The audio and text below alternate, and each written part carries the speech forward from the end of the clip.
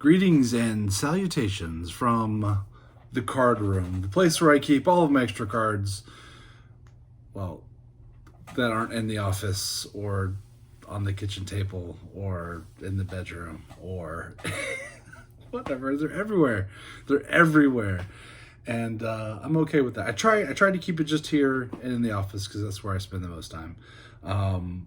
But today I am celebrating vents and teachers everywhere with my Don Mattingly binder. This is my 1988 and 1989 Don Mattingly binder.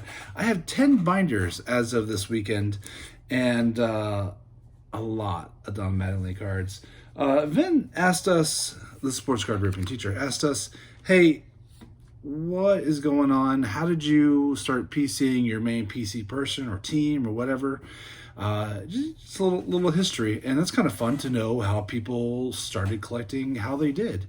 I really started collecting in the late 80s.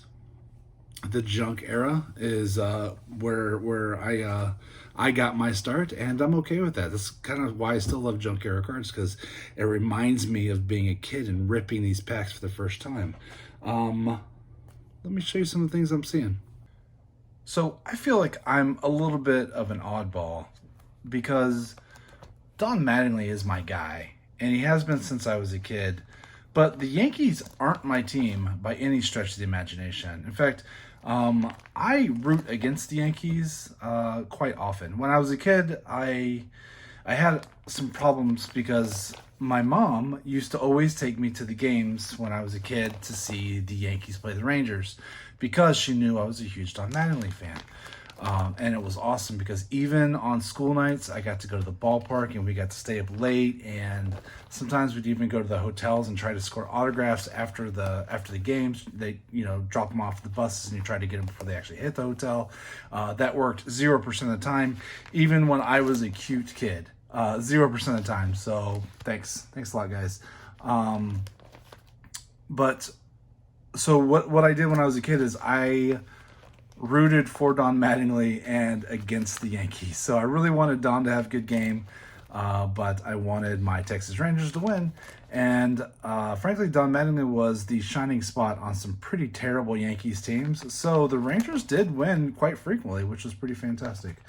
I got hooked on Don Mattingly when I went to visit my cousin. I'm sorry, I've told the story before. I went to visit my cousin in Oklahoma, or my cousins, and my aunt and uncle, and this is the card that started it off. He gave me a cigar box full of baseball cards that he procured in one way or another.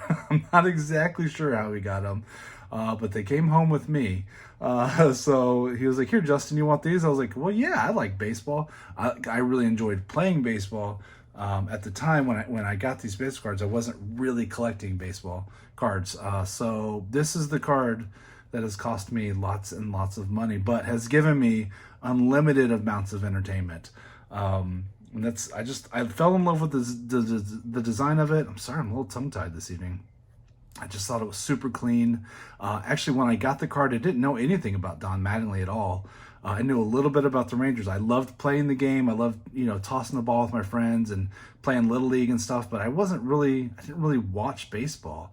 I liked going to the games, but I didn't really know what was going on. I really liked running around with the other kids and eating ice cream out of little helmets and popcorn and Cracker Jacks, all that good stuff. It was awesome. But I didn't really know any of the players at all. But I got this one card. I'm like, it's in a whole handful of other cards, full of other people I didn't know. And I was like, this looks cool. I was like, my grandma's from New York and she lived with us. And I was like, New York Yankee, she's from New York. That's kind of a tie to my grandmother. And I've always been really big into family and family history and lineage and all that. I was like, okay, and this card looks kind of cool with the yellow stripe, and he looks like, I don't know, this guy looks awesome. So I'll just start collecting this guy because I decided I needed to collect somebody. Why I didn't pick a Texas Ranger, I don't know. I picked this guy because my grandma was in New York. Later, I realized that my grandmother hates the Yankees. She is a Brooklyn Dodger girl through in and through out, she loves the Brooklyn Dodgers.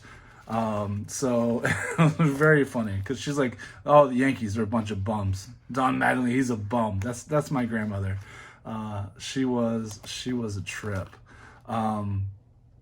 So anyway, that's how it was. Just by sheer luck, I came across Mattingly, and I haven't looked back. It's just it was an obsession. Like most people, there were periods in my life where I did not collect at all. All my cards just sat in boxes and binders, and then I came back to it later in life.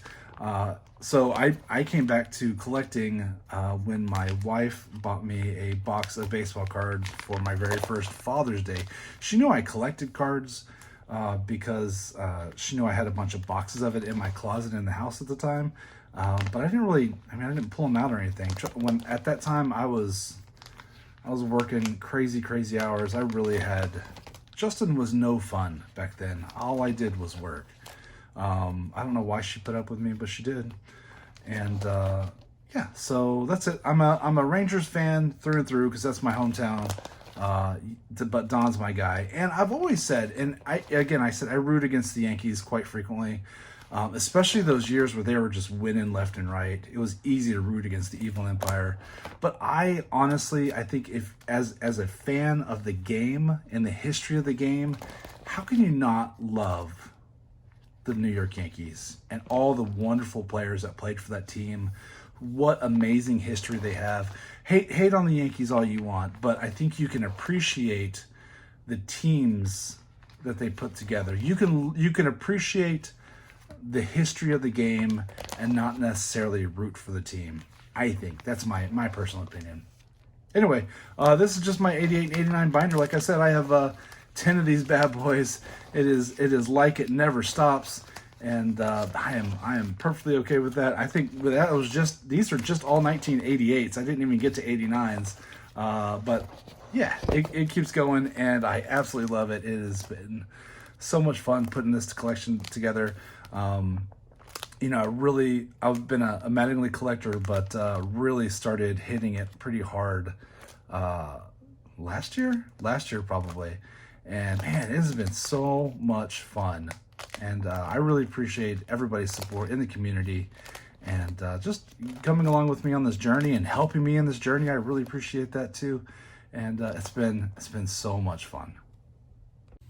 And I mean, that's it in a nutshell. I wish I had some wonderful story like Don came to my baseball and told a speech about don't do drugs and I don't know, or he's my cousin's best friend, or we're related, or something fun and exciting.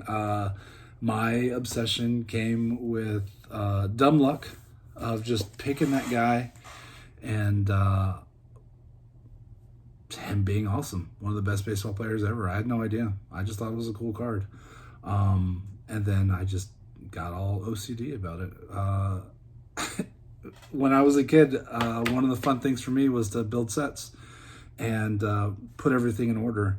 But I didn't have a lot of money, so I wasn't buying a lot of cards. So I would put my cards in order, and then as soon as I got them all in order, I would change how I put them in order. So it was one time it was by year, and then it was by team, and then I tried to do it alphabetically. And then, I mean, computers are coming out at this point, and then I'm logging everything on my computer at night, and my mom and grandma in the living room crocheting or knitting and watching Wheel of Fortune or whatever, and I'm at the table typing away all these cards because I'm like, I need to log all my cards. I think the building of the sets and the organization is boring as that is. I've always kind of felt like it was calming and kind of a stress relief. Actually seeing all my cards all over the place kind of stresses me out. But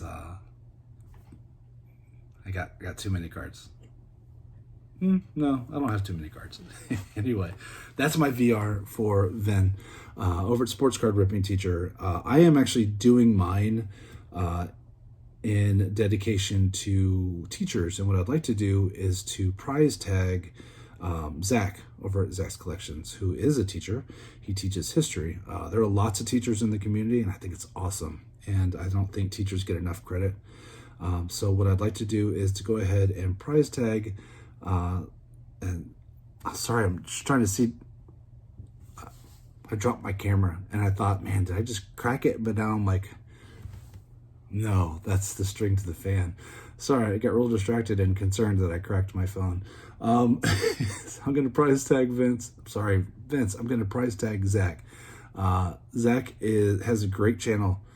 He's very entertaining, and I really love his history segments. I loved history in school, and my major in college was English. And I will never forget the time I'm with some buddies of mine from high school, and still buddies with them too. Like I have a core group of friends that I've had forever, which is really neat because I don't think a lot of people do. I can appreciate the people who have stuck with each other for 30 or 40 years through the good and the bad, and they know all the dirt on you, and they still put up with you. But they all graduated in like certain mathematic fields, so accounting and calculus and whatever, all professional stuff that did a lot of math, and math isn't my jam. And I'll never forget one of my buddies was like, yeah, I mean, I guess you could get some useless degree like English. And I'm like, that's my major. And he was like, oh. But I get it. Why have an English degree or a history degree unless you're going to teach or something? Very funny. So I went off on a tangent. I'm sorry. I just shout out to the teachers. Shout out to the sports card ripping teacher. And I hope you all have a wonderful rest of your week. Thanks for putting up with me and my random story about Don Mattingly. I'll talk to y'all later.